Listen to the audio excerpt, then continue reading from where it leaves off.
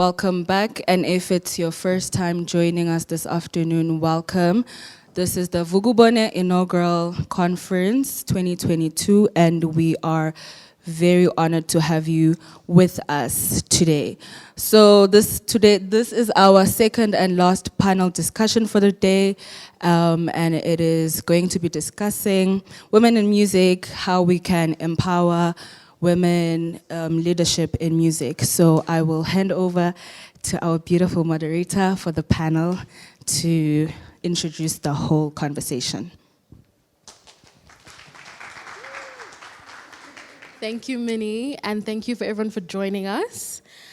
I haven't done this in a while, so please bear with me. And to my lovely panelists, thank you for being here. I just want to start by saying we want nothing more than for you to be yourselves, your authentic selves as you are.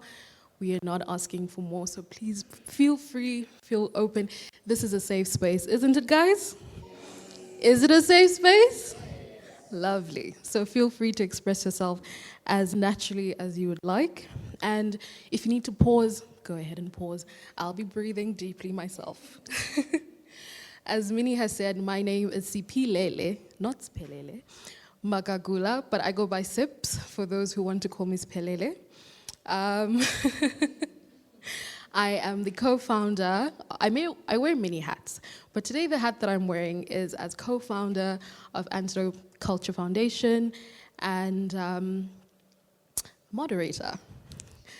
With me, I have Ms. Phetsile Masilela, who is the president of the Association of Christian Artists in Eswatini, or ACAESWA.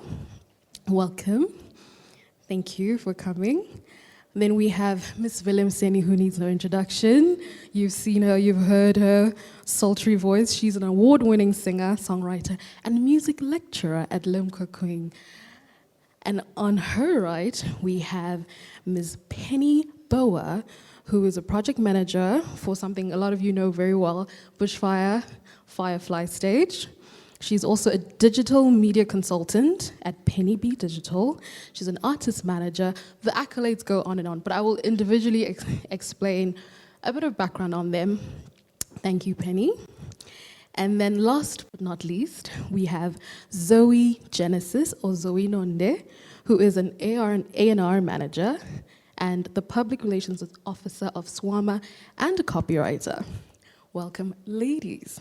So just a bit of background for who is before us. We made sure to bring you not only leaders in the music space, but a diverse panel of leaders. So you'll hear their stories and see how different they are and hopefully inspire you. So we'll start with the lady to my right. So Phetsile is a gospel artist from Mapaleleni, where I have family actually. Yeah, her first appearance in the music industry was in 2014 through her famous song. Sorry, just to preface, my Siswati is Koma, so don't judge me, please. So her famous song, Zazikhona Izinto, was from her first, thank you, I did well. My mother's rolling her eyes wherever she is. Which was from her first album titled Sihlangu Sam Saphakade. This song led to her winning Best Newcomer and Best Praise Song in the Gospel Music Awards of 2015. Woo, yes. So she has released 3 other critically acclaimed albums since then, with her latest, Ngibalekela Kuwe, which was released during the pandemic, bringing lots of healing to many. Phetsile has shared the stage with so many other artists, both locally and internationally, and she's been in stages including the National Trade Fair in 2015 and 2016, Togoza Mambo in 2015, MTN Joyous 21, just to name a few. She's currently serving as president of ACAESWA, which is a national governing board for gospel music throughout Eswatini. She has been appointed the first female president of ACAESWA and has been re-elected for another 3 years. She has played a huge role in rebranding the gospel music industry and has influenced government policies on intellectual property and prioritization of local talent in art. So very relevant to the conversations we've been having this morning. Thank you, Phetsile, for your contributions to our country's music industry. Veli. So Velemseni, whose name, I hope you know, means appeared by grace. She is a singer, songwriter with a voice like like honeyed clouds. Yes. Can I interrupt that quote? Mr. Bradshaw, my high school music teacher, I think our last music concert had a review at the back of the program, and that's how he described my voice. I found it recently and I put it in the bio. Because I know Veli is very shy, so when I read this, I said, good, claim it. I like that. So even though it came from externally, I hope you're internalizing it, because you do sound like honey. No, honeyed clouds. Yes. So her music expresses cinematic sounds that reflect contemporary African experiences. Her sound is tapestry of different influences, drawing especially from classical vocal techniques to African gospel harmony. There's some harmony here I'm seeing. It can be described as neo-African soul and alte, or alternative, Afro-pop. Her albums, her noteworthy album is We Are People, which was released in 2014, with famous singles being Shisa, which was released in 2018, and Barely, which was released in 2019. She has collaborated with many local artists, from Boloja to Sands, Ziawagazita, Tenderness, the Shepherd Brothers, just to name a few. Her recent features that have been critically acclaimed are Musa, with her and Sooks. If you listen to that, she tells you the story of her name. And then we also have Luthanvo, which I'm sure a lot of you have heard and loved. She's also a music lecturer at Limco, where she is molding and aspiring music artists to hone their talents and create sustainable music careers. Thank you, Veli, for your contributions. Now, now we have Penny Bouwer. So Penny holds many hats. She was very, She was a bit shy about saying all the things that she does. So I'm going to try and amp them up as much as I can. So, because she describes herself as a social media marketing consultant, but she is literally the engine behind so many popular events and pop-ups. I don't know if I should call them that, but a lot of events that we've all enjoyed. So through her marketing consultancy, where she has extensive knowledge and experience on how to digitally, So on how the digital media trends thrive globally, having started one of the first successful marketing agencies in Eswatini. She continuously keeps up to date with the best digital platforms for her clients, which we will name soon, ensuring that they reach their desired targets and growth strategies. Perhaps we need to get you on board at Antidote Culture. So some of the events she's worked on or is behind and continues to work on are MTN Bushfire Firefly, where she's been the concept developer and she's been creating a platform, an opportunity for Swazi artists like some of you who are here to showcase your talents.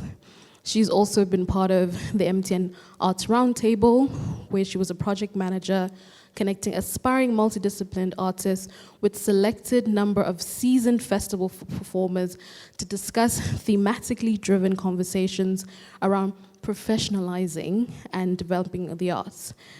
She's also worked on Luju, on MTN Spotlight. She's done a lot. So thank you, Penny, for all of your contributions.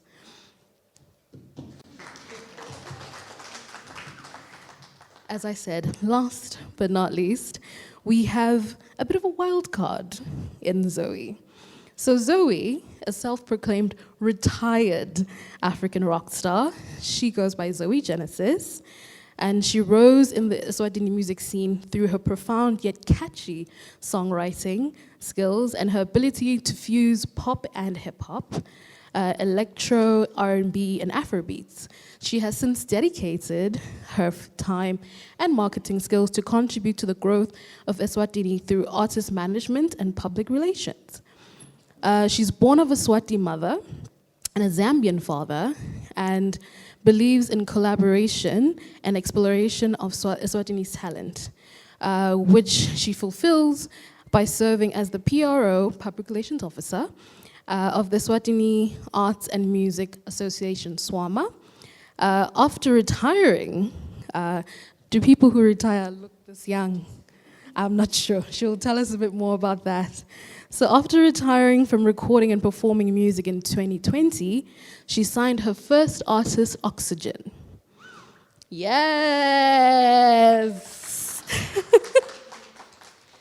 So under her management, Artist Oxygen, which has some fan base here, has been nominated twice, not once, twice, for the MTN SWAMA Awards, successfully released his debut album, I Was Here, and received notable airplay from music channels like Channel O and Trace Africa.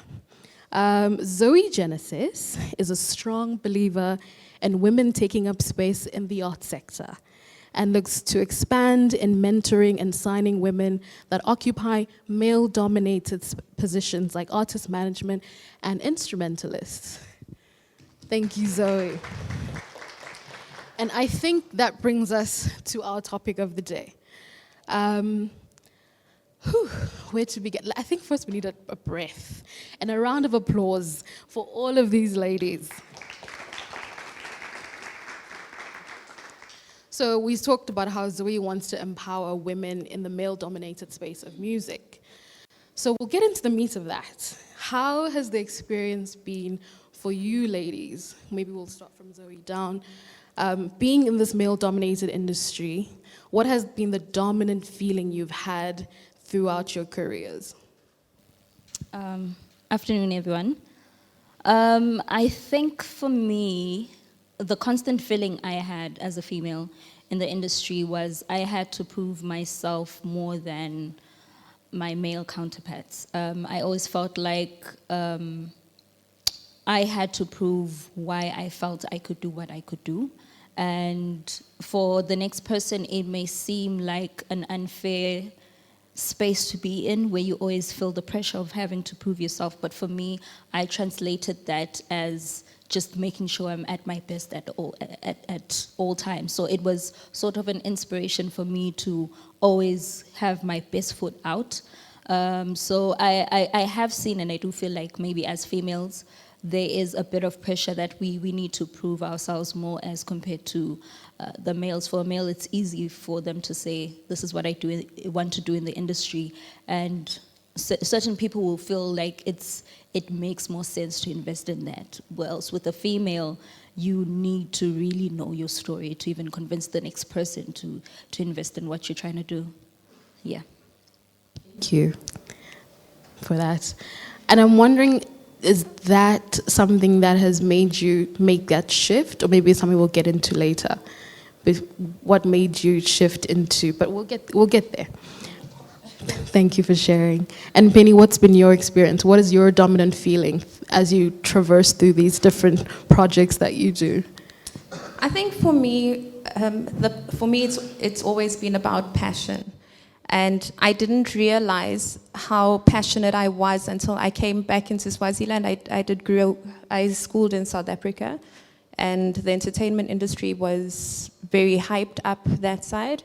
People were very free. We'd always see females that were up dancing. But when I came back home, I realized how conservative we were. And I knew I had to start working towards not only getting female to feel confidence within themselves, but artists as a whole, creatives as a whole, where we didn't have those platforms. So for the last couple of years, I have been strategically concept developing to see how we can eventually get to the phase that we are here now. You know, it was a dream. And as a female, I think I've always believed in myself. I've always known that my intellect is my right, and I have so much to share, so much creativity. And starting to see how it's grown and to see how many more females are starting to believe in themselves is inspiring. And one of my hugest inspirations is my daughter. And she is, I believe she has the ability, if she sees what I do and watches me doing it with passion and that go-getter attitude, I believe she'll be double the woman that I am today. So that is my inspiration, and a lot still to come. I love that. I love that the dominant feeling has been the passion that's driving you. That apart from any of the challenges, which we'll get into, the dominant feeling has been, I will keep going. And your daughter's here to see it. And thank you for bringing her. Really, what's your dominant feeling throughout your career? Oh my, what is it? I think somewhere along the line, it started feeling like I had to also be a part of the building instead of just running off on my own. So education really pulled me in. I fought it hard, but I'm still teaching, and it's a joy. I love you guys. Hi, shout out. But in terms of, because, I think I can hear as a musician that I've been blessed with an amazing instrument, the vocal one. But there's another side as an instrumentalist where, not a lot of girls play locally, so we get easily, we get away with a lot of things. As female instrumentalists, you play one chord and the guys are like, oh. So I think that's been an underlying feeling. It's true. So an underlying feeling of we need excellence, right? They don't expect you to know. Right. And it's all, it's not our fault, it's not their fault really. It's conditioning, So I think that one of the biggest things that are chasing me or haunting me is we need excellence in female players, like real excellence in yeah. And we were seeing it displayed this afternoon. Yeah. So thank you, Veli. And for those who are unaware, so I was a year ahead of Veli in high school, and I used to do variety shows. I was singing, and then I heard Veli, and I was like, it's cute, but me too, I can do. And then as she kept going, I said, no, I think I need to step down. She's far better than what I can do. But if you want to put me on a track, please don't hesitate. And Phetsile, how in your industry because you're in the gospel side of things. I'm going to pass my mic. Oh no, yeah, you can pass your mic to her. In the gospel side of things, I'm sure there's a different experience than what Velemseni might be experiencing. So what's been the dominant feeling from being an artist also to being on the other side as a president, fighting for policies and so on and so forth, and being the first president in this association? What has been the dominant feeling in your career? You can maybe speak to the feeling as an artist and the feeling as a leader. Okay, thank you very much. Greetings to everyone. Thank you for hosting me. I appreciate. It's generally the same feeling across all industries for females to feel a bit intimidated when there are more males in their environment. So I think it comes naturally, and the most contributing factor is our upbringing. In most cases, how you've been brought up. She talked about us being very reserved as a nationality or as a nation.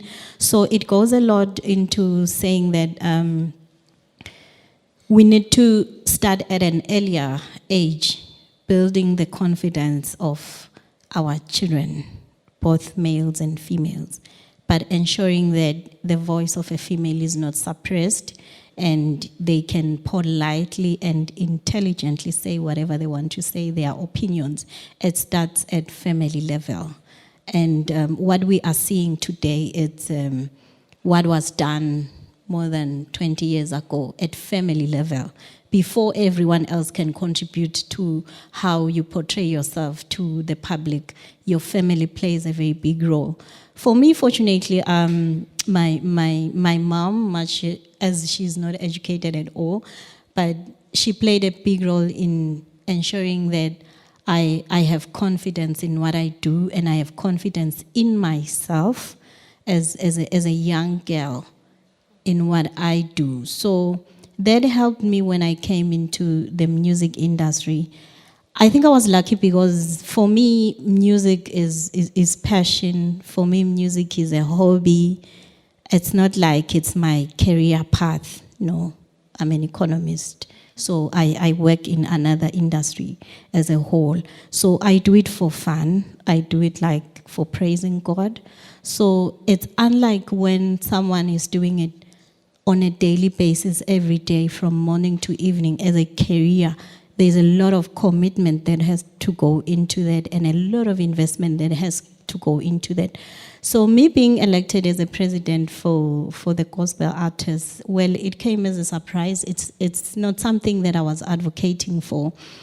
But the only thing that made me to say yes to that was to say women can do this too. Yeah.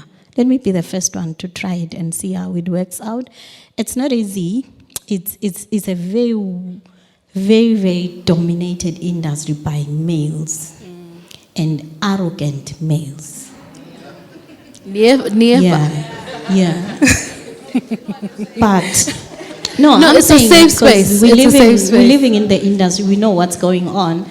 So I've learned that you don't need to be loud for you to be heard. You just need to be specific and straightforward and as short as you can be. They will hear you and they will learn from you that respect comes first. In whatever you do, you must respect the other person. God, thank you. Thank you, I appreciate. God has given us females so many capabilities. There's no need for us to be shifting back whenever there's an opportunity that comes. But it takes a lot of work. You will realize that most females who are making it in the industry is because maybe they took their husband to be a manager, and then they push them. So there is that, I don't know whether to call it a norm or what. It's like you can't make it on your own as a female, which is a wrong mentality. You can make it, you can do anything on your own. But us females, we are contributing quite a lot to that. I'm not blaming males. I'm blaming us females because we don't believe in woman-to-woman support, yet we are the biggest population in the country. So if we agree on one word and take that by force as women, that will happen. But we don't do that. We always believe the men can do it better than us, and it's killing us. Yes. Thank you for that. I want to touch on a few things. So Zoe mentioned that as a woman in this industry, you feel as though you have to go the extra mile to prove your worth, to prove why you can do it. And you were saying you don't have to be anything but yourself. You don't have to be loud. You don't have to be abrasive, because we're always painted angry women when we assert ourselves. So, and also how, there was another thing you said. It's gonna come back to me. But also how what stood out to me is that we often feel that you need to attain certain things to make a certain move forward or to lead. And I think the message that we're trying to say is that it's possible to do and lead as you are. Of course, you might have to learn, you might have to train, but just the representation of these variety of women on the stage just shows you can be in a leadership role as you are. And a huge thing that's starting to trend in our society these days is representation of marginalized groups. So you'll see plus size models on your screens. Now makeup brands are creating makeup for people of all shades and colors. You know, we're now seeing the worth and the wealth in representation throughout industries. And by having you here, we're trying to show people that it is possible to lead in this Eswatini music industry. But I'm wondering, as you all started at a later stage than now, when representation is a cool thing, what helped you? Who did you see, or what did you see that helped you think you can step into these roles, you can lead, you can try something other than what you've been pigeonholed to do? Anyone can elect themselves. So yeah, who was your pillar, your role model, or a situation that made you feel as though you can? What was your representation? Yeah, okay, I think mine is very close to home. I was moved by what Penny said because I think my mom has been the biggest supporter. Sorry to anyone here who thinks they're fan number one. No, my mom has literally built the infrastructure for me to become who I am. You know, she got me the school, that meant the university, that meant the job, that meant, you know what I mean? Yeah, so I think her self-drive and her lack of, she's a timid woman in general, but not when it comes to what needs to be done. And I think that's part of her personality I've absorbed. And so growing up with being raised by a woman like that, you can enter any room and feel like you belong there. And yeah. I love that. It goes back to what Phetsile was saying, that it goes back to how you were raised or the support you gave. So everyone knows I'm very tall, and my mom is shorter than me. So growing up, there's one really small example, but I would go everywhere with my parents. So we would be at the bank, and because she's a short lady, people would step in front of her at the bank, and she would, as tall as these people are, or these men, she'd say, "Excuse me, get to the back of the line." And I always saw that, and I said, wow, I think I can stand up for myself. So I'm glad you had that pillar, that structure in a space where we don't really have those infrastructures in place, which we will get to. But yeah, thank you for sharing. Who wants to go next? And I'm glad you had that support system, because we know in the music industry or any creative industry, your parents are the first ones to say, oh, yeah, put that thing down. She actually wasn't about it. And then I think at the end of high school, I'm getting stellar reviews from my teachers. They actually called her in. I didn't know. They called her in to school, and they all ganged up on her and said, "Let her do it. She's really So that's good." what I needed to happen for me. Yeah. I told my mom, what happens if I go to Idols? Right. What would you say? She said, I would say it's a loss of focus. So I'm glad you had a better start. Sorry, please don't record this for my mother. So, who wants to go next? I'll go. So, unfortunately, I did lose my mom last year. And I'm sure if you see on my social media, I went quiet. So, it was a point of losing that pillar. She was very encouraging. And I studied psychology. That was the dream for me, to become a doctor, psychiatrist, or psychologist. But at that time, I wasn't ready, and I didn't feel I had enough knowledge to counsel. I can't be a psychologist at 22 when I haven't actually lived. And we spoke about it, and I told her I was more inclined into the art space.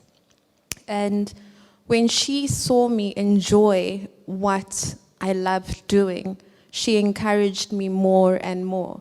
And she didn't understand it much. Well, she did understand it, but the connotation that came with it wasn't very positive. I come from a family of musicians. Her siblings were musicians. My uncle was Posi Mamba, who was of the King's Trust. So I also grew up in that space. I saw what it was about, and that love stemmed from there, but I didn't know I could realize it as a female.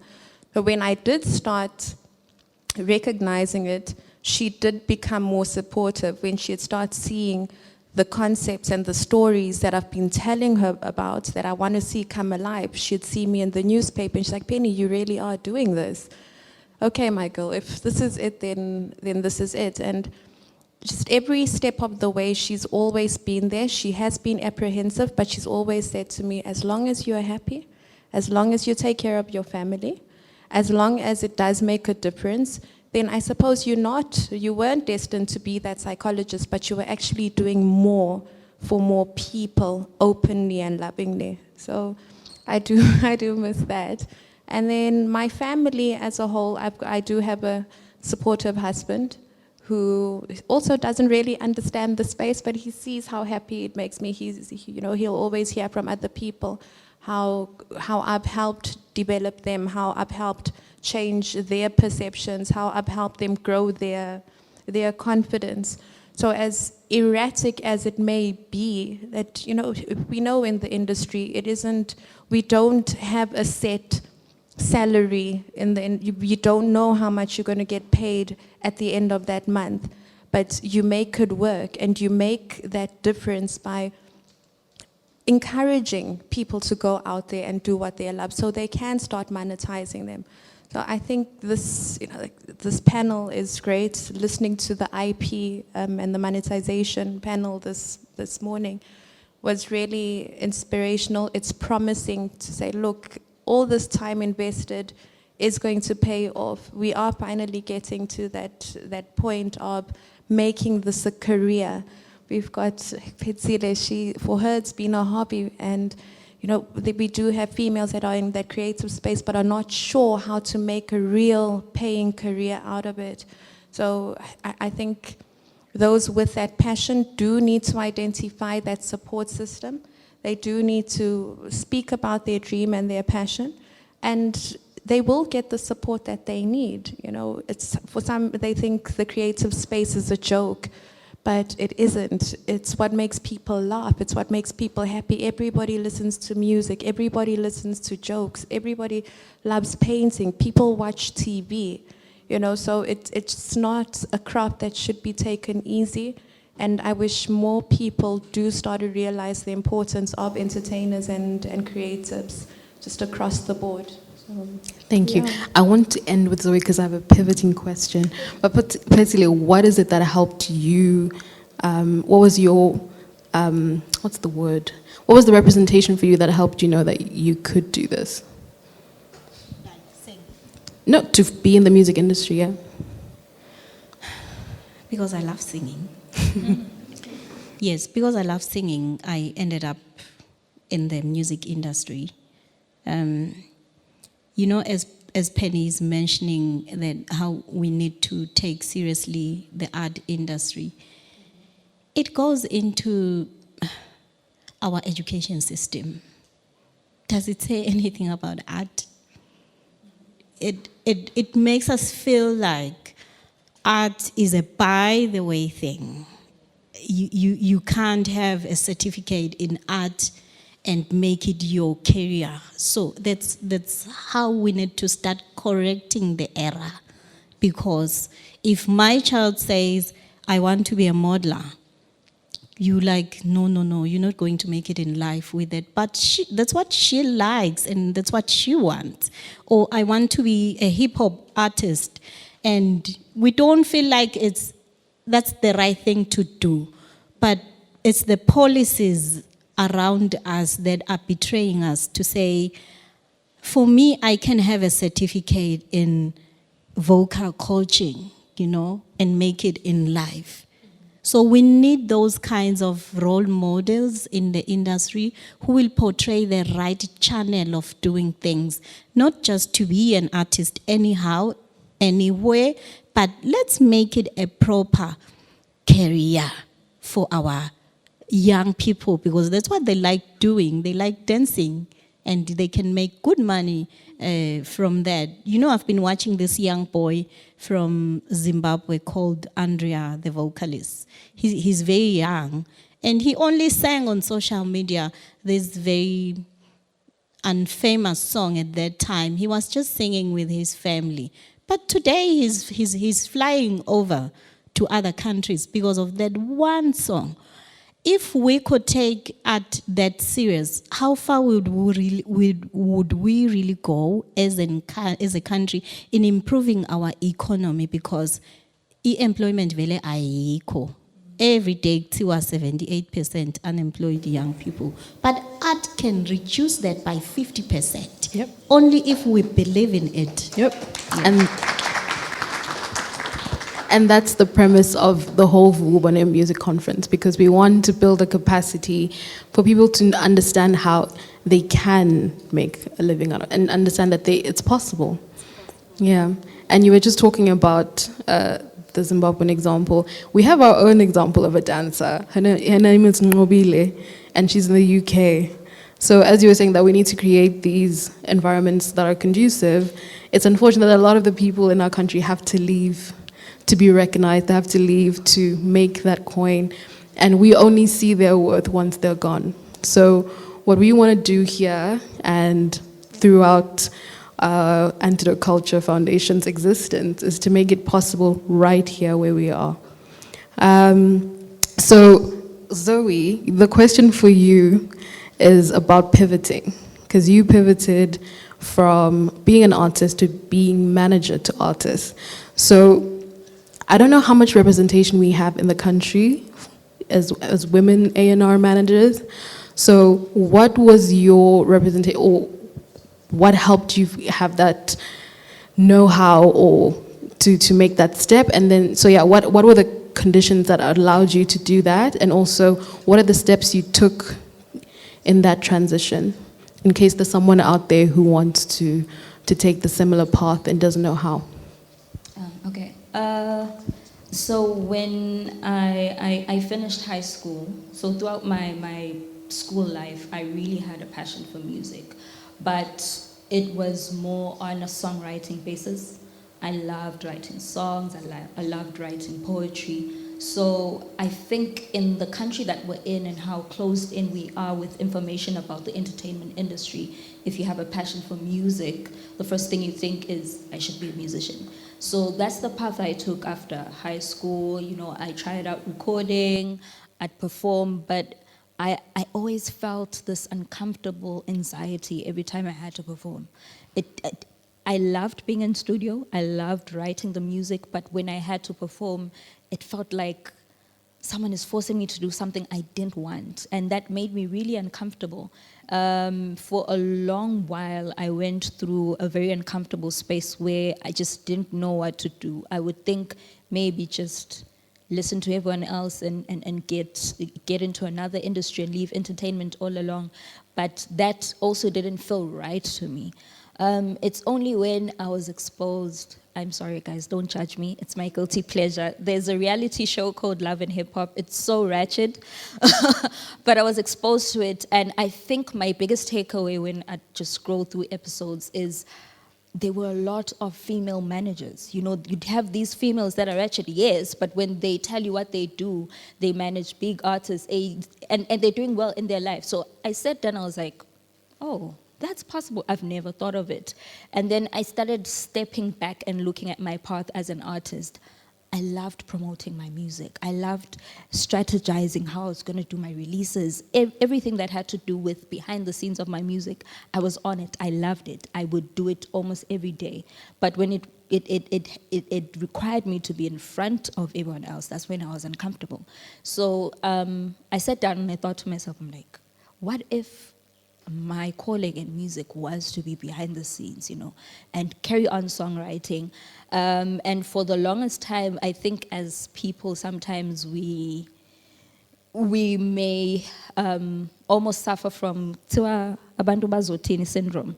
So for a long time, I was really stressed, thinking if I say I'm no longer an artist, people are going to say, yeah, what was she doing in the first place? Or she failed, why did she, you know? And it took having conversations with people that were close to me at the time, and luckily for me, they had also seen the passion in A&R and organizing and stuff like that. So I took the very uncomfortable decision, and I announced that, you know what, I'm no longer recording or performing artist, but I'm still in the industry. And at first I was met with looks and conversations. What are you doing? What were you doing, you know? So all of my biggest fears were coming true right at that time. But the more I started getting into it, is the more I felt comfortable. And that's when I started realizing that sometimes we just need exposure. For me, it was just the exposure to something else that's possible in the industry, because when I stepped in, anyone else you'd consider for a manager at the time, they were males. People I approached and asked that, could you manage me, were males. I wasn't exposed to female managers until later in my career. Sorry. Yeah. So you're leading to my other question. So what were the tangible steps that you took to assume this position? Research. I took, I think, close to 6 months of my life just diving into the internet and trying to find out, yes, I have the passion for NR, but what are the tangibles of it? What do I need to know on paper? What do I need to do? Who do I need to go to? And after doing that, I then got into an exercise of approaching other managers, trying to find out what works for them, how do they do it, see if I can implement some things. If it doesn't work for me, it's fine. If it does, it does. And when I then felt like I was comfortable in what I knew, I decided, let me start off with one artist. Let me see if what I think I can do in my head, I can really do practically. And thank God Oxygen took a chance on me, because I was a first timer and I really felt like this is where I feel comfortable. And I was really grateful for that exposure. As bad as it seems that my exposure was love and hip hop, it was. Don't judge me. So yeah. Awesome, thank you. And someone had, I think it was you, Penny, touched on how do you monetize your talents? How do we go around doing that? And worldwide, we know about the gender pay gap. Men generally make more money than women. So, hold on. Dun, dun, dun, dun, dun.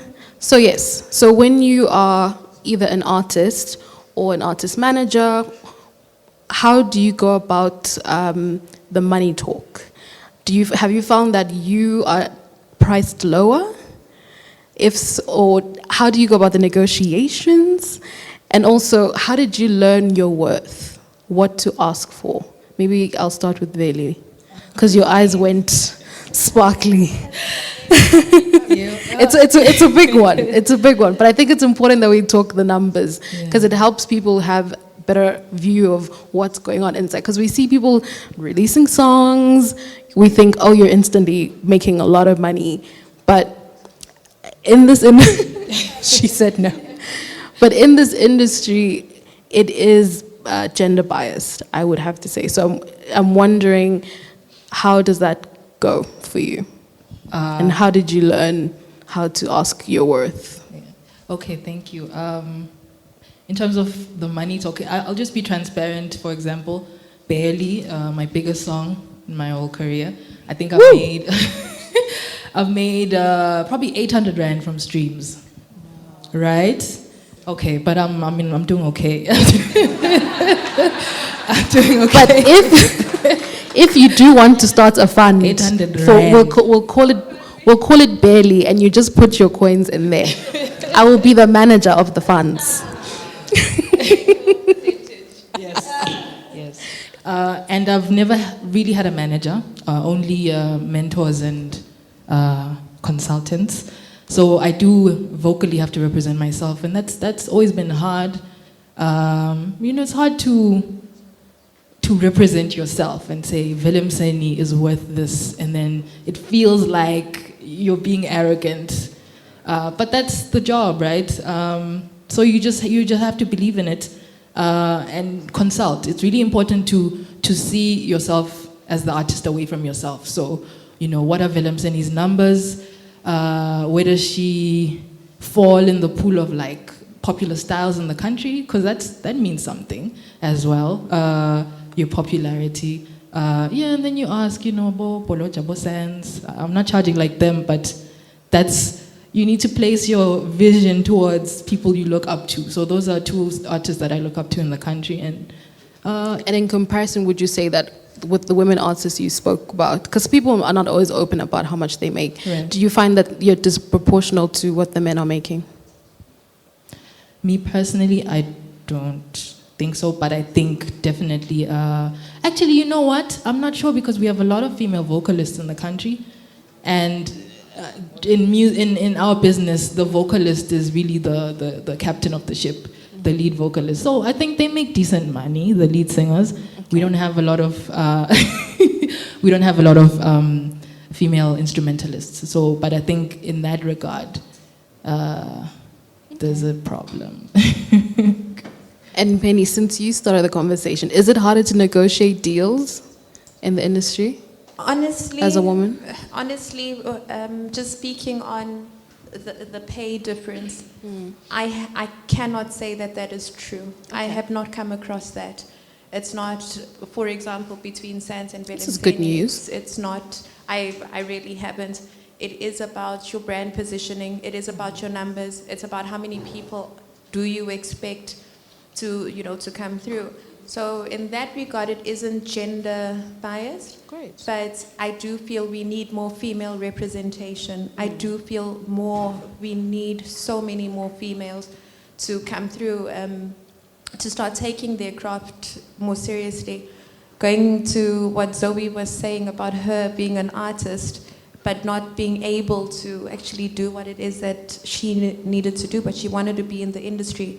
I can so relate because I've worked with Zoe and she's a fantastic go-getter, and I see exactly why she had to take herself out there, because she needed a Zoe for herself and she didn't have that. So I do still believe she's going to come out of retirement. She is very talented when she does get that person to help her be the person she is being for other artists. As you're sitting next to each other, maybe you can have a little conversation about Zoe Genesis 2.0. You can be more than one thing. And have oxygen as a feature, you never know. Family, you never know.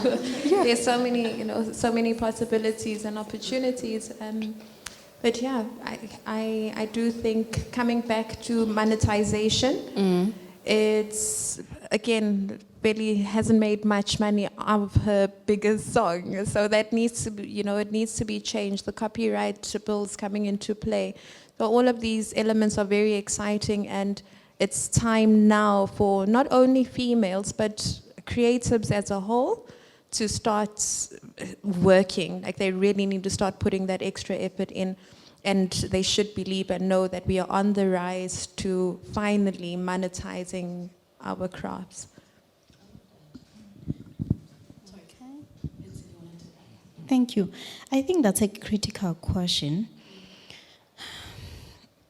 because there are so many other factors that come in.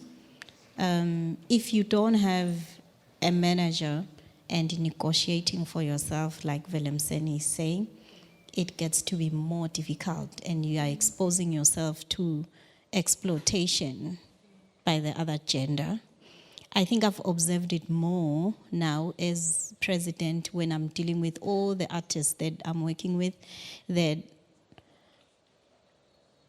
maybe as women, we don't understand nathi nje worth yet, our worth. Do we really understand how we have to portray ourselves to? Do we have the right principles of negotiating for a gig? Or we are also promoting the issue of favors. Give me the gig because I can do 1, 2, 3 for you. That's the wrong approach, and I don't like it. I think we need to make a fair deal. It's either you give me or you don't. Don't make me lick your boots for you to give me your gig. No, give me because you believe in my product, Even our media houses, play my music because you like it. Not because I have to be pushing you to be playing my music. Play my music because you believe in my content. So even us as females, I will repeat it. There is a lot of contribution that we need to do to remove all these stereotypes that exist in the industry about us as female artists. why don't we have so many female producers? Why? Because maybe we are afraid, to take that kind of a path. Yet, as the more we have female producers, female engineers in the studios, that is when I will feel comfortable also as a female in that kind of an environment. So I have observed that there's a lot of exploitation.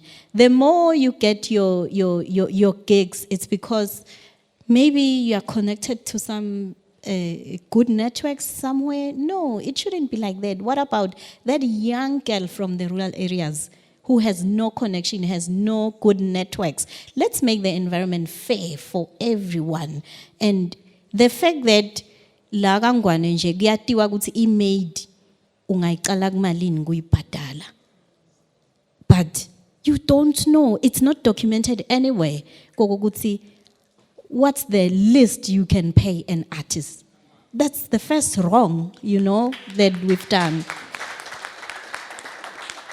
Can we have our industry regulated, documented, that an entry point for a booking for a newcomer in the industry? What is it? The moment I say it's 5,000, like, oh, you've come to make money, But that's what I deserve, That's what I've worked hard for. Let it be regulated. I'm looking forward, honestly, to a time before I go out as president to have this properly regulated. I think I'm tired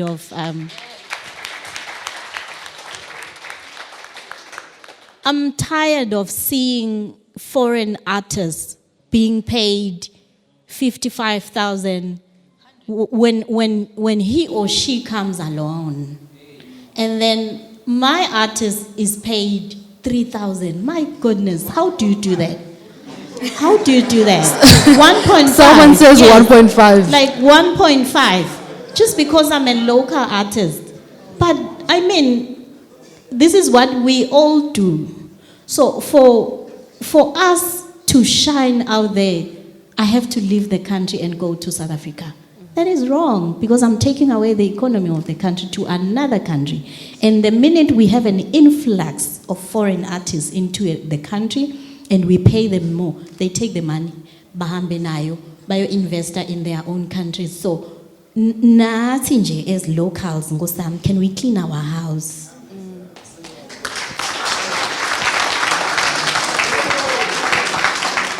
So the takeaway on the money chat is, 1, we need to know our worth. Yes. 2, we need regulation. Yes. I understand. Say no to a deal that doesn't satisfy you. Let it go. Yes. Because then you're setting the standard for what people will pay or how they will treat you. Definitely. I hope so. I have a few questions, but I'm looking at the time. So I will, maybe some of them will be asked by the audience, but I'll look at the ones that are triggering me internally. Okay, we've already kind of brushed through why is it that there's not many women in the industry behind the scenes. We need more representation, yes. But is this industry as it is a safe space for women? Do you feel safe? Have you had moments in your career where you haven't felt safe in the studio or whichever position you've been in?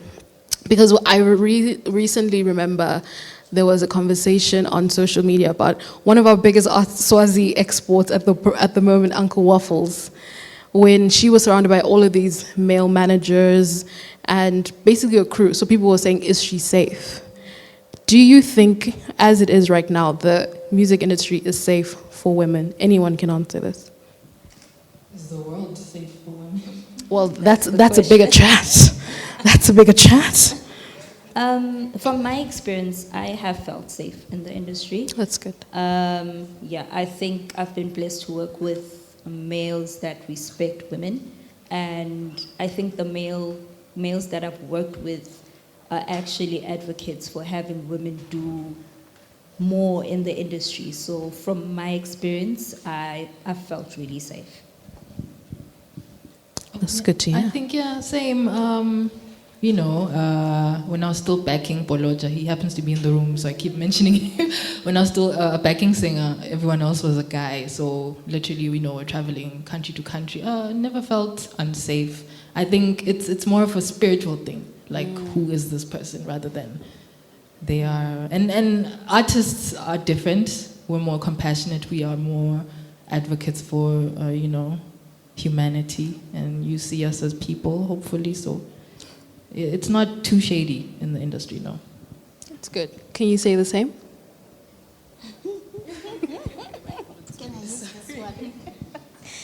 For me personally, I'm safe because I know how to say no, and I don't believe in begging anyone, but I believe to get what I get because I deserve it. If you feel like I don't deserve it, walk away. Peacefully, that is fine. But because I'm not here to represent myself, but I'm here to represent other female artists or in my gospel fraternity. For me, I'm observing that the environment is not safe for female artists. Okay. And I wish one day as a country we could take a proper survey that can be documented, do a proper assessment that can be documented, and hear out if all backing vocalists can say, I feel safe. Female backing vocalists can say, I feel safe in the environment where I'm working. Do I feel exploited? I do observe that there's a lot of exploitation, and at some point it needs to stop, because it is very wrong. But it's not because we are in the industry, it's because the environment as a whole in the country is not safe for women. That is why every day, front page, someone has been killed, and mostly 80% it's women. So the environment as a whole is not safe. So there's some gender education that we need to do in the industry. I guess when do things really get to be gender biased in the industry? When can we say now we have gender equity in the industry? Kahle kahle siyayatini yona vele le gender la kule industry ukuthi what is it? For me, there is a lot of ignorance, and that kind of a space has not been explored to the fullest, so that we all understand that akuthini ukuthi ungisome kuze kokuthi unginikete i-event ngiyohlabela kiyo. Don't do that. Don't do that. Never. So nathi getting ema females. Can I make a very unpopular statement? Very unpopular statement. It's a safe space. It's a safe space. Our young girls now, they are talking of boyfriend allowances, girlfriend allowances. I feel like that kind of brainwashing, we need to deal with it, and directly, because it. Of course, you would clap. Of all of the gems, excuse me. It portrays you. Of all of the things that have been said, this is the one you clap. This is the one you clap. Yes. It portrays you as a very cheap material, The fact that someone has to be working very hard for your own upkeep, you are already setting yourself for failure, that you can't live without someone taking care of you. Order in court. So I am looking forward to a time when women will believe they can fend for themselves and live and fend for their children and live and only accept gifts, not because you are forcing the person to do things for you. So it starts with that kind of mentality that someone must do it for me, someone must do it for me. No, do things for yourself. Thank you for that contribution. I have two more questions, but I wanted to find out from Penny if there was anything you wanted to say on the safety part. It doesn't mean like physical safety, it could be mean safety to express yourself, you know. I think it does come down to character. You've got to know your self-worth. And I believe when you are vocal and you are not that meek or quiet somebody, there's a lesser chance, I'm not using it as an excuse, but there's a lesser chance of somebody trying to take advantage of you. Whereas if you are vocal and you'll speak your right, you'll speak your thought, you'll share your honest views, it's highly unlikely that somebody is going to try and hurt you, try and take advantage of you, because they stand a very high chance of being exposed. So I personally haven't experienced any segregation in that form. I haven't felt unsafe.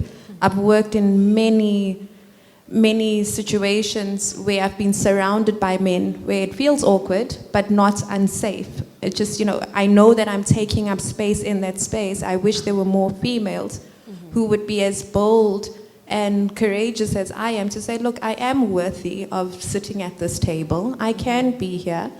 And through that, men especially, will not take advantage of that. And then there's also the fear of being in this male-dominated industry. And I think it's something women have to be cognizant of and start valuing themselves. That just because I'm sitting on a board with other men doesn't mean I slept my way through there. It doesn't mean I had to do anything uncouth to get to that level. It's my intellect, it's my capabilities, and that's how we continue to fight for our places. Thank you. And on that, it touched me when you were talking about hey, now I'm forgetting my thoughts. You were talking about how you can speak up and you can, be in a male-dominated space. Like if you're the only woman in a board, for example. I'm the only woman co-founder of Antidote Culture Foundation. And I think that I've had moments, because my industry is not music. The other hats that I wear are in business and, design, that kind of art. But I haven't delved into, I'm a music consumer, as Veli will know. But I am not in the industry per se.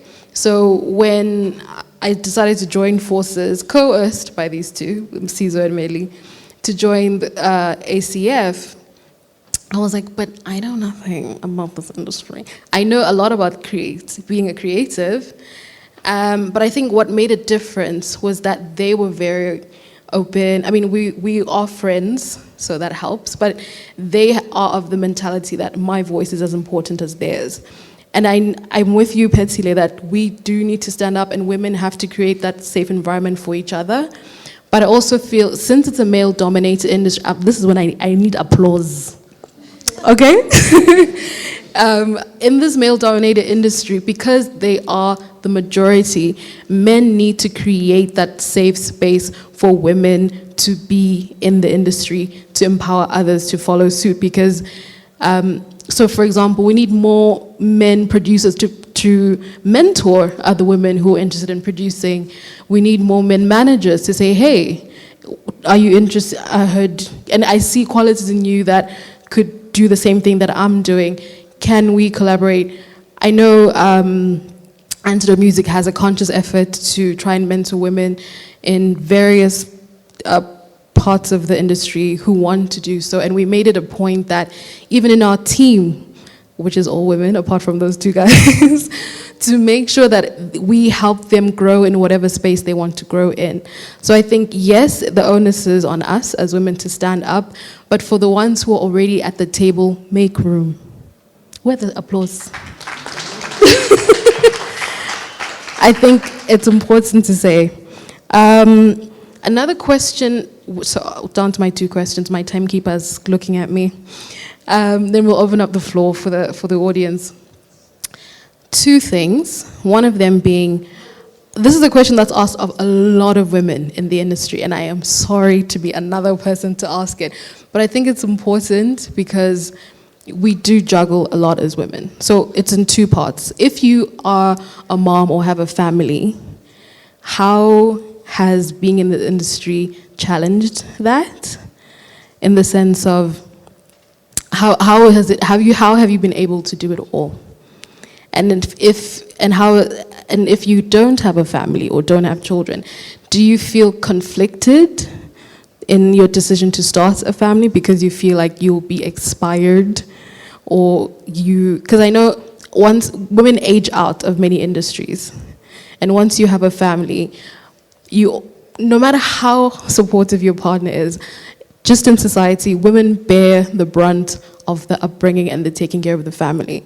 So in being in this industry, one, if you don't have a family, have you felt like you need to pause that to continue on and that you can't do both? And if you are doing both, how has that been? I'll start with Zoe, because you had mentioned you were going to bring your daughter as a new mom, and I was so excited for that. Do tell.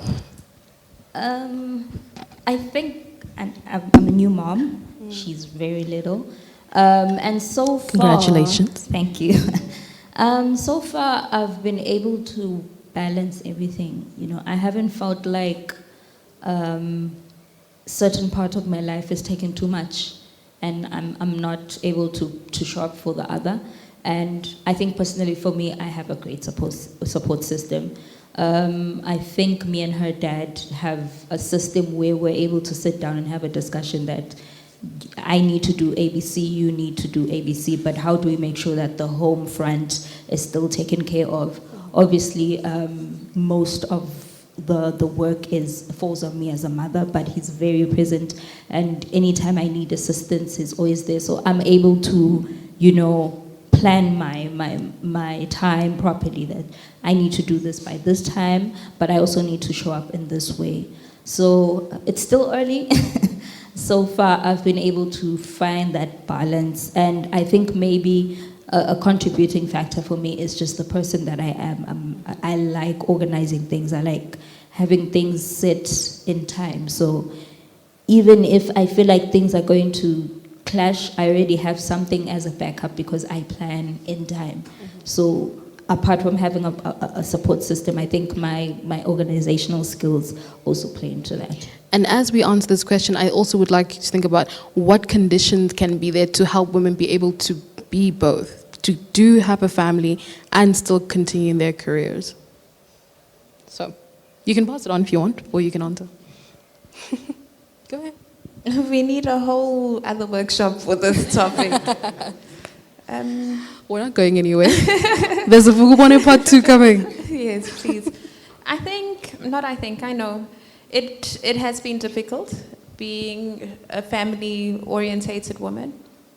You have a partner to take care of, you have children to take care of, you have yourself to take care of, you have a whole household, and you still need to feel sane while still taking care of so much more outside of your household. For me, it has just been about being honest with my capabilities, my time capacity. You've got to find balance, or else you burn out. You could easily go into depression. You're not getting all the money that you're hoping to get to sustain all the things that you need to take care of. But it's about that honest conversation to say, look, this is what I do, this is my work, this is how I choose to work. I ended up leaving an 8 to 5. I couldn't do 8 to 5 anymore because as much as it was a lot to do, I love doing what I do. And it's my way of balancing my life and making it meaningful and fulfilling it. So yes, it is very difficult, but you've got to be honest with yourself. And I do see a lot of females are opting to stay single. They don't want to get into relationships they're afraid of being told when they should be out or when they need to come back home. The children need you at home, but I've got to be out at a gig. This is my money-making time. It's about being honest and knowing what is doable before it causes that anxiety or or separation. Veli, you're nodding. You'll be next. You're not avoiding this one. Thank you, Phetsile. Go ahead. And she passed on the mic. She can't run. No. Representation matters. Okay, I'll speak on behalf of single women. I'm a single mother of 3 kids. Yeah, and 2 of them have passed through the teenage stage, and I've been in the gospel music industry for 8 years. So that was when they were transitioning into teenage stage, and I had to pay a lot of attention to what they are going through. But I think it has helped me a lot to ensure that I stay with people that I can trust with the lives of my kids, because there's a lot that happens when you're not there, or that can happen when you're not there. It does happen that I am booked on a Friday, I am booked on a Saturday, I am booked on a Sunday, which means I won't be at home. But I developed a strategy to say, for some of the bookings, I will go with them, so they experience what mommy is doing out there. Yes, so it helped me to ease the pressure that I haven't spent time with them. And I have an 8 to 5 job, which I have to make sure that it goes quite very well in the office. But prioritizing, then there's the president issue, which takes a lot of my time. Quite a lot of my time, because there's shows everywhere and people want you to show your face because you have to be there. I'm not able to attend to all of them, but because we are a committee, I make sure that I use a lot of delegation in what I do, and it works for me. I'm not God, I'm not Jesus, I can't be doing everything. I can only do so much. And I have a mom, I have a father, I have siblings, I have to check on them. There's a lot on my plate. But be honest to yourself, be true to yourself, and make sure that as you do the running around, you don't lose your family, because they are your anchor.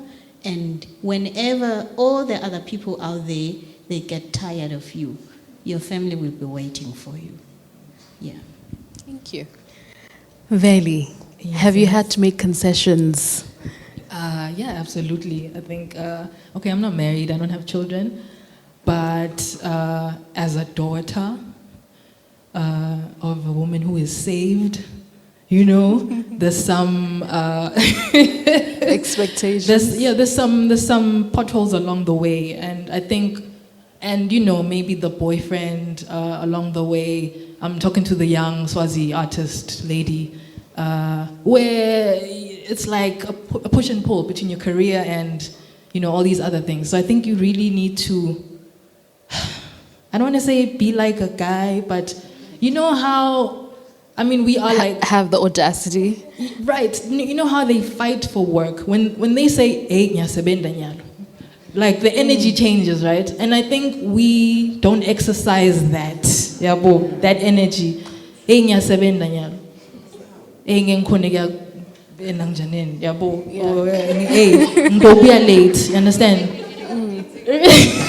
You know what I mean? Because it's work. It's work. And I think that's why one of the reasons we're getting left behind is because we're being brought up to be a support system.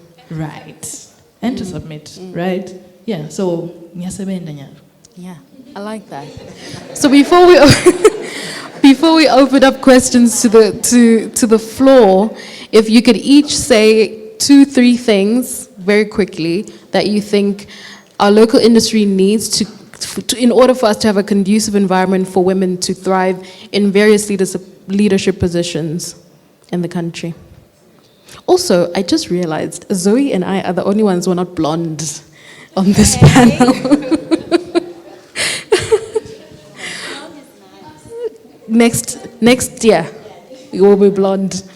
Anywho, yes, so what are 2 or 3 key things you think we need to create in order to have a conducive environment for women to thrive in leadership positions in the country? I'd like to go. I would like to advise women to start believing more in themselves. They need to start taking up space. We need more females to explore and understand that there are so many spaces where we are needed within the creative industry, be it an artist, be it a manager, be it a producer, be it anything that you think you can't be because you are a female is not correct. You can be whatever it is that you want to be. Do a lot of research. The internet is there for us to learn. We are so confined within the space that we find ourselves in that we don't understand that the world is so big. I do a lot of research. There are so many opportunities. Apply for grants, apply for funding.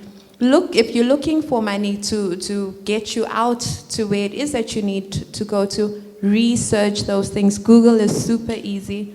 There are a lot of people and a lot of institutions that are also looking into Africa. And Swaziland, trust me, Swaziland is looking very lucrative right now. So take advantage of those platforms. Don't be afraid. Nobody needs to know. If you get a no, you get a no. But just carry on pushing. Don't give up on that dream. Thank you, Penny. And as we answer, we can think of internal things we can do and like externally in the country, what needs to happen. Go. Yeah, I would say, I mean, really, you know how referencing the other gender, I think, is a good idea in this case because they're the majority in this industry. Right, yeah. They definitely have more presence. So start little groups in Yana, you know, 2 girls playing guitar together. It's cute, it'll grow, you'll get better, right? They had a chance to grow and get better. So don't be intimidated. Clubs, support system. I think support system is the biggest thing that men have that maybe we don't allow ourselves to have a lot. So get together and build. Get together and build. Nyalo Melina, called you into the thing. I'm sorry. I'm sorry. I'm having such a rough day. Why couldn't it be 2 girls who are friends and then they call in a guy? You know. I think. Or we leave them out. Or we leave them out because sometimes we're not in men's business. They should sometimes stay out of our business. Support, really like support, finding each other, dating someone with a common vision as a younger, because it's so distracting, you guys. I sound like a mom now, but it really is. Like, imagine dating a lawyer, a suit, right? Yeah. Kani, you're an artist, and he's Swazi. He's so Swazi. You know what I mean?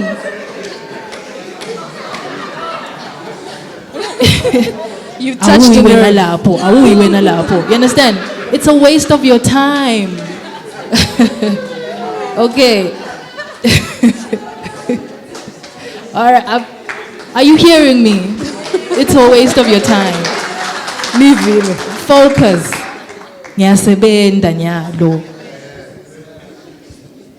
Okay. I think for me internally, I would say do not be afraid of trial and error. Do not be afraid of trial and error. Don't put pressure on yourself to do something you're not comfortable with. The world will wait for you. Your talent will not run out. Just take your time and make sure you are 100% comfortable, because that's when you will strive. You will burn out trying to impress certain people or doing something you're not comfortable with, and by the time you get to a stage where you know what you need to do, you can't do it anymore, and that's such a waste.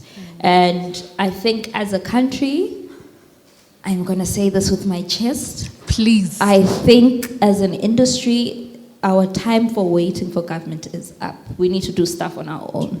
I think we spend too much time waiting and expecting and crying and all that, and I feel like all that energy and effort could be put together, stangani, and do something together, because if we come together, something may happen. We have this beautiful conference that has come together because people decided, let's do it ourselves, and it happened. You know, it's not going to serve anyone if we wait and say we're entitled to certain things when we're not doing anything for ourselves. If government is going to one day wake up and say, that is an industry that can bring in a lot of money into the country, we're going to invest in that, they should find us way ahead of where we are now. So I think let's just make plans to do something and not wait. We're wasting our time. Lady to my right. Okay, I hope ngeke ngivakale ngathi I'm harsh. It's a safe space. Yes. It's a safe space. Please, can we as artists siyekele nje umona? You know, guys, go bad. Why do you envy someone when they make progress in their music career? What do you lose? Why don't you ride along? Because one thing that's killing us, mostly like the industry, it's not lack of talent. It's lack of love and respect for each other. If we are going to continue taking ourselves as losers, njengoba sitithatha njengema-losers, no one will believe in us. Let us believe in ourselves. Let us support each other. And we are a very small nation. We can do anything we want to do. We have all the influence that we can want to have. Even if government keeps their money, we can make money on our own. But what's killing us? Ngosiyam, ngomona. I don't care whether you're a gospel artist or wherever you are. Lokuthi nje artist, siblawa nje nglogo. And secondly, can we stop this demarcation to say, this is a secular music artist, this is a gospel artist. We are artists, we are family. We can do this thing together. The only difference is the genres, you know? So can we look at what other countries are doing it? Angisho ukuthi ba perfect, but they are trying, you know? Before someone else comes and helps us, and support one another. To the young woman out there who wants to come into the music industry, I've been doing some auditions in the different parts of the country. Emaswati are very talented. The young people are very talented. They can sing. All they need is an opportunity. So wherever you are, can you create an opportunity for someone else other than yourself? Can you make sure that you are a stepping stone for someone else other than yourself to success? And our world will be a better place. You just need to have love inside you for your brothers and sisters. Thank you. So to close this off and we get into crowd questions, the gist is by sharing and teaching, you're multiplying yourself. You are not taking from yourself. So the scarcity mindset, put it aside. Let's get into a growth mindset. Let's build together. Let's collaborate. Right, ladies? Thank you. Questions from the floor. Oh, hi, everyone. So my question is based around this thing of sexuality and sexiness. Ne? That what has helped the talents in our country is the fact that we've been conservative. But now you look in places like South Africa, you find that women, use their sexiness as a marketing tool to establish their influence. How then can we encourage young and up-and-coming women to rather choose to be more talented than to use their bodies for marketing purposes? Because it does work. Sexiness is marketable, but that then takes away from the talents that people came to see if they come to see an artist, you know. So what advice would you give to young up-and-coming women in music who we are still yet to see, who may not want to take that route?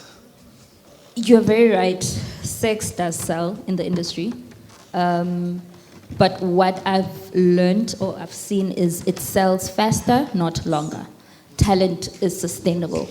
So I, thank you. I think the conversation could, I don't believe in putting someone down to pick yourself up. I don't think the conversation should be, it shouldn't be directed in a way where we make the next female who thinks her sexiness is what she wants to sell feel less than.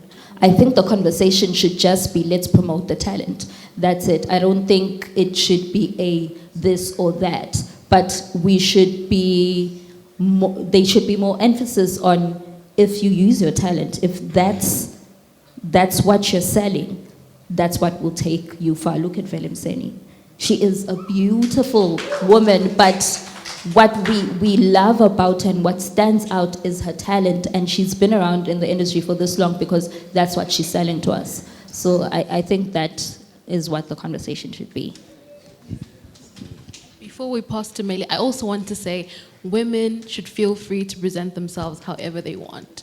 If you want to be sexy like Megan Thee Stallion, be free to do so. If people buy into that and only see that and not your talent, that's their business. But don't pigeonhole yourself because abantu bazuthini. If you want to be sexy, do it. Thank you, Sips.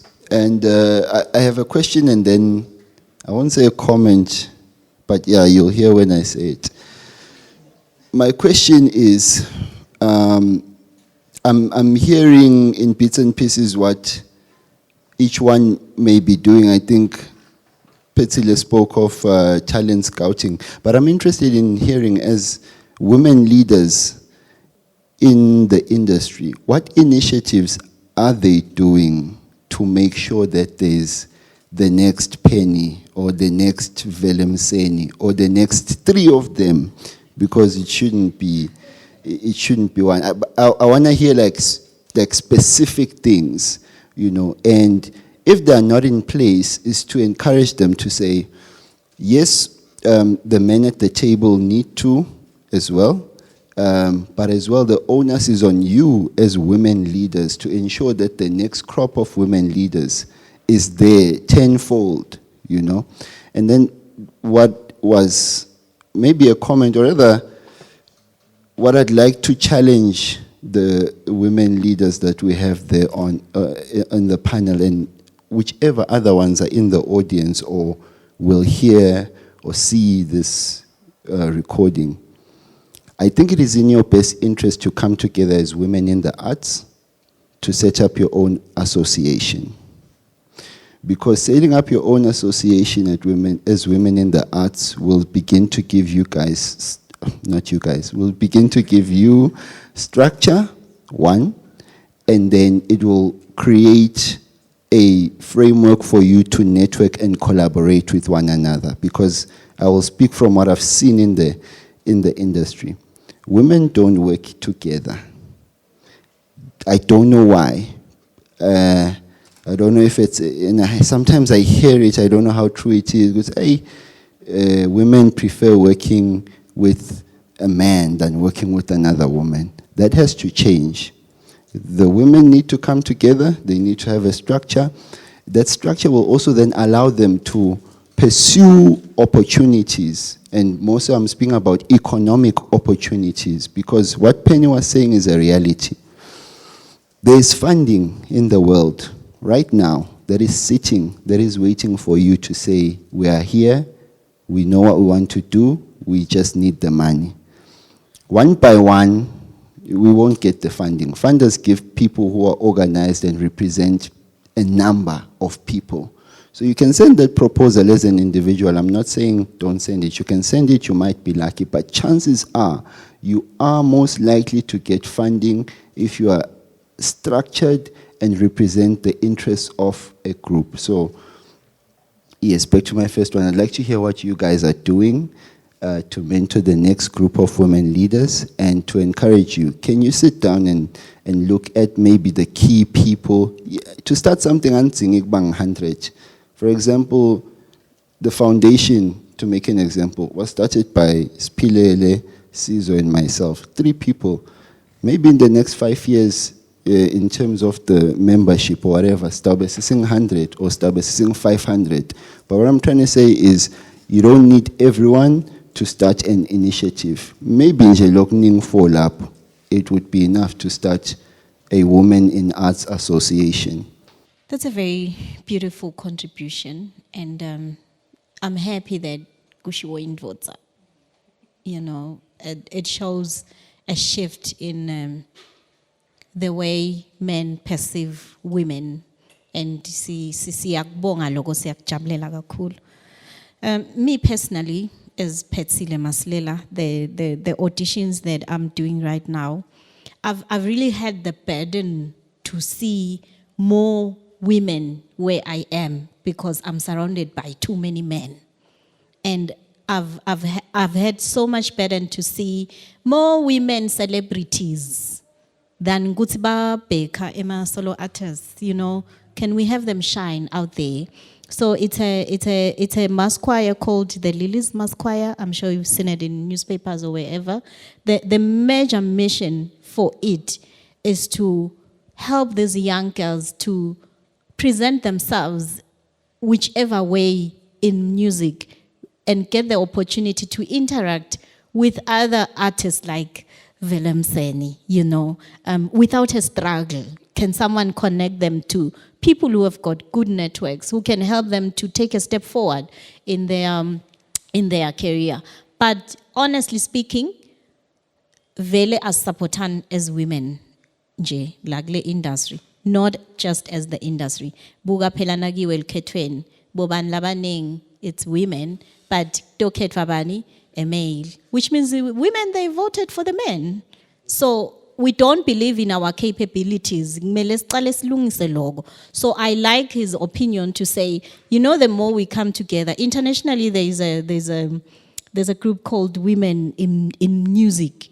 Most countries, they have that. So if we could tap into that as Eswatini, there's a lot more resources that we can access, but you can't do it alone. You need women to believe in themselves as a group other than individuals. Can we believe that we can do something bigger together as women? Because it won't take us anywhere. So I really appreciate his contribution. Okay. Thank you, Phetsile. That was really fantastic. Thank you, Meli. I've had the opportunity and the privilege of being part of Bushfire. This year we had the Arts Roundtable, and it opened me up to opportunities where we had the Africa Rising Music Conference, which has been led by a female founder, SJ, and she's also part of the Women in Music. There's a whole fraternity that is out there. There's a whole circle of females who are starting to push each other. There's like Music in Africa. There are opportunities on there where they're looking for female producers. They are looking for stage managers. There's a conference that's coming up, and it's all female focused. And there's a lot to do with women in music. So to answer your question, Meli, about what are we doing as a collective as females, through that opportunity, I am in the process of registering an entity. It's not a business, but an entity that is going to give us access to the opportunities that women in music have across Africa and across the world. We've got ties in Germany as well. So it is something that is in the pipeline for this year. So. Okay, thank you so much, Meli, for that contribution and the question. I think personally for me, I've only been in A&R for 2 years, but I think as she was reading my bio, it did mention that my goal in the next 3 years, my 5-year goal, was to have a group where we have female instrumentalists.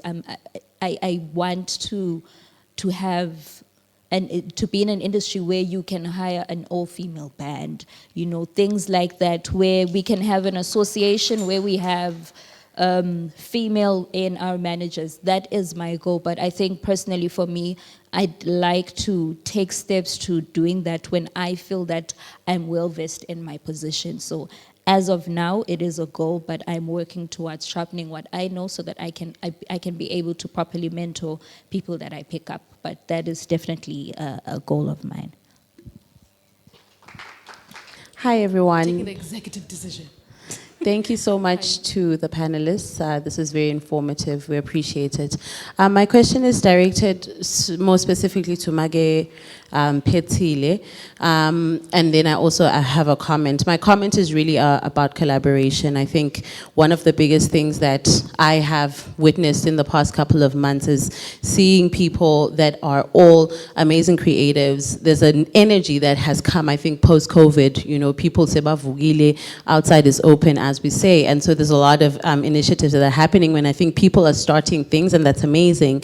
But I want to just encourage a spirit of working together. Singasebendi in silos, the space that, you know, creatives, musicians, and everyone works with is very small because our population is so small. So as singer, we are all fighting in the same pool, essentially. So I think it's important to work together. The goal, the goal. Masa sebenza sonke in different spaces, bese sekuba too siloed, and the goal gets further and further away. Working together, you get where you need to get to faster. That's the comment. And then the question is really, I'm more concerned, I was really intrigued by something that Velemseni said, where she said, as an artist, I'm great, but I wanted to contribute to building. And I think that's such a powerful statement, because if you're a Swati artist, you have to work in the infrastructure yala Swatini. So the building then becomes important. And so I'm asking Magagula, as you are doing your work, what are the practical steps that you do in advocacy? Because my policies like Fanela Ashinja, you mentioned the education system, you know, creative, infusing arts and music and creativity into the educational system. What are the practical steps that, you know, artists themselves can take to advocate for those policy changes to happen? Ngoba imqoka le policy, le infrastructure within which artists work is as important as the talent and everything, because if infrastructurally it's not sound, then ndabin sebenda, you know, in one place, because the regulations and the rules and all of that doesn't allow for the growth of the industry. Maungasita lapho nje njenga president Sister Yembi. Thank you, ma'am. I appreciate.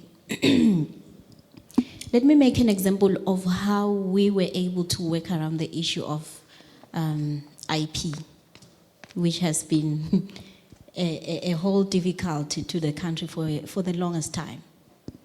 We had to forget about me being ACAESWA, Lutfo being SWAMA. We had to close that and leave it behind and say, we all want one thing. We want to be paid royalties. So we had to coordinate meetings. Let's sit on the round table and talk about our problems. No one is going to help us, but we are going to help ourselves.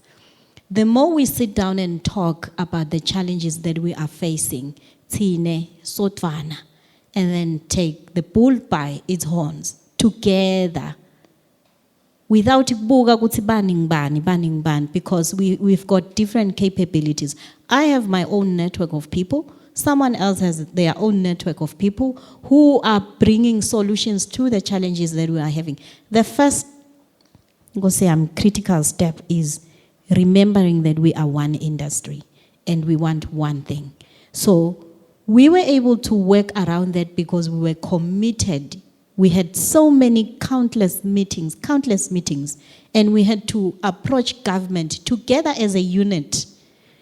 Because, you know, the more the stakeholders see us as competitors or opponents, they run away.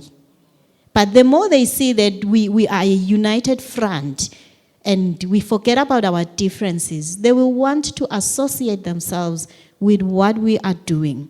So, asesi kumbule loko kuti tintfo tikhulunywa boardroom akusoze kwanjinja loko, and tintfo tilunga boardroom let's allow ourselves to sit down and engage with people in power with respect, with a positive attitude, with an objective to see things getting done, you know. So whatever challenge that we want to address, those are the simple steps. Akunanzaba ukuthi yini, those are the simple steps. So mina ngacela ukuthi because you know I was talking about the issue of regulating the payments.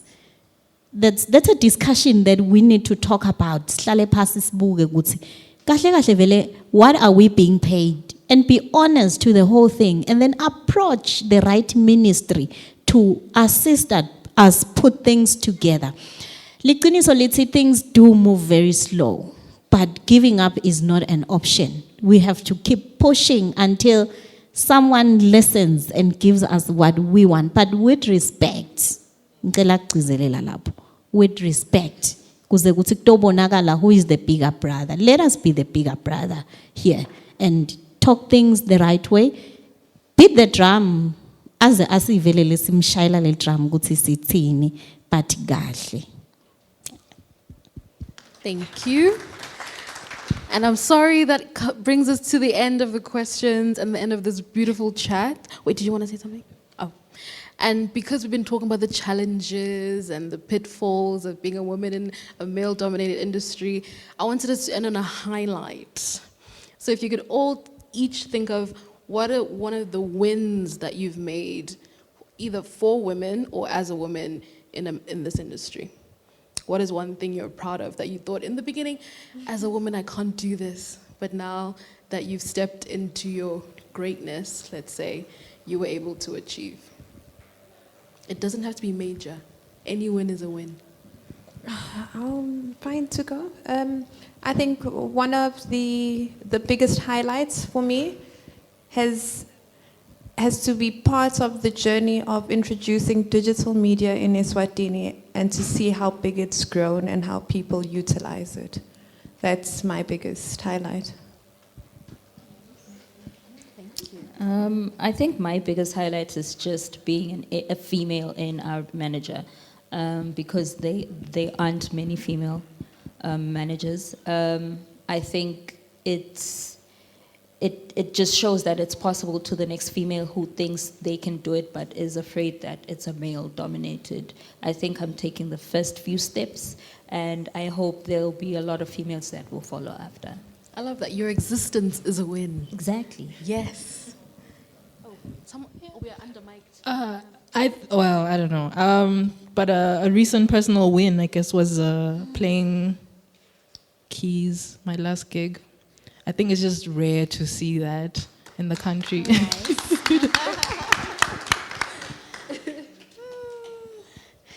Okay. Oh, my highlight is the. You know, I'm leading an NGO, and I deal with young people. That's junior achievement. So I wasn't sure if that and being a president for gospel artists can gel because of branding issues. I think you can understand. You know, there's a time when I need to show myself as Phetsile Masilela, the artist. There's a time I need to show myself as JACO.